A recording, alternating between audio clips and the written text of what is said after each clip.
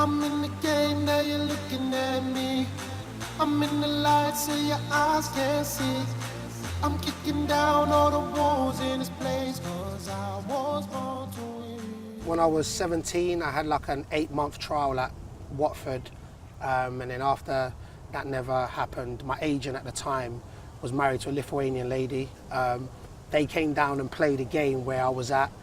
They asked me would I want to come out for a 2-week trial. At 18, I signed for FK Atlantis, and it was no better way to say an experience. I was the first black person in the league, first pre-season game. 1,000 people were charting racial abuse. It was more of a mental side, you know, that look, you're gonna have to overcome a lot of things in life, and that was what I took out from there. I had to grow up, but the funny thing is I wouldn't change it. You know, I think everybody's got an autobiography to tell, you know, and that was part of my story. More than anything, I'd say it was a mental learning curve.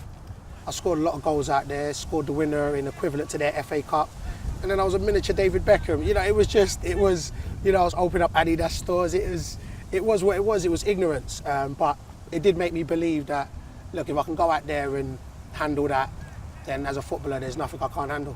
I think my turning point wasn't more age, it was when I broke my leg. That was where my game, I think I had to change my game up a little bit. I think before I broke my leg at Swansea, I felt like when I was on it, it didn't matter who I was coming across. I'll be able to run past them, I was strong.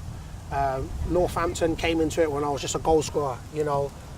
Went for a stage where I got my first hat-trick, you know, just scoring goals upon goals. Gills, there was a little spell at Gills where I felt good. AFC Wimbledon now, it's hard to pull it. It's, you know, one thing I like about me is I've just been consistent, you know, throughout my career. Even for my Torquay days, I've just been consistent. So, you know, I put in my performances, you know. Sometimes I won't be pleasing to the eye. I'm cool like that, you know. I embrace my weaknesses and I embrace my strengths. But one thing I will say, and one thing nobody can take away from me is, you know, every year I've kind of been consistent. So it's hard to say which club that I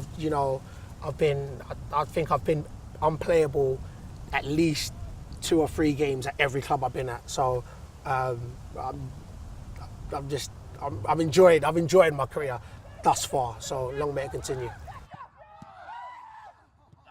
Bayo's meticulous in what he does in the gym. Obviously, one big feature about Bayo is his physical prowess. So it's important for him that he maintains his strength and power.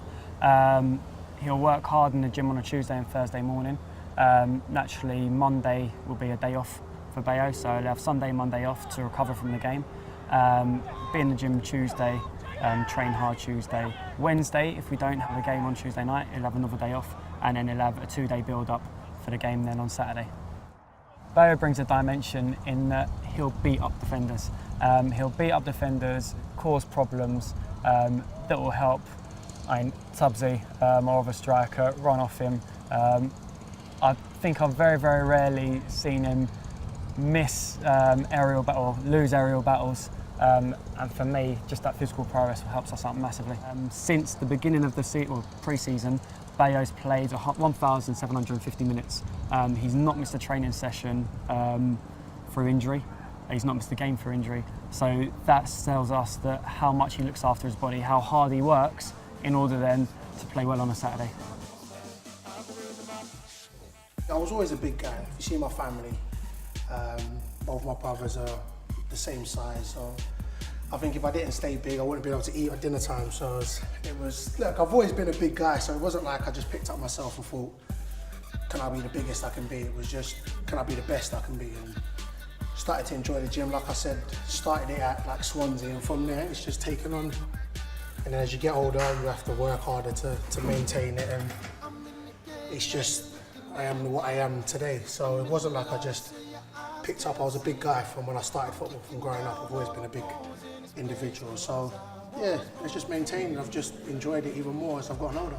I enjoy being the biggest on the pitch. That's why I never went into rugby or anything.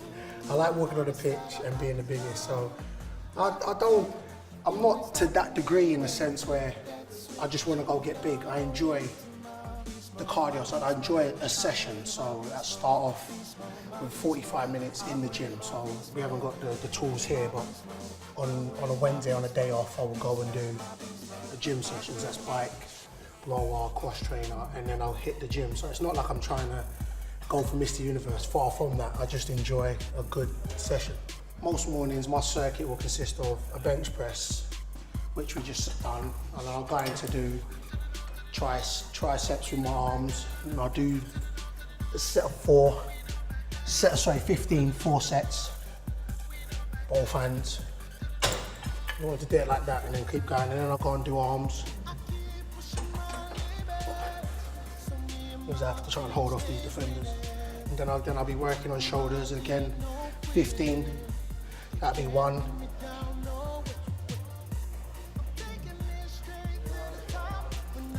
Same.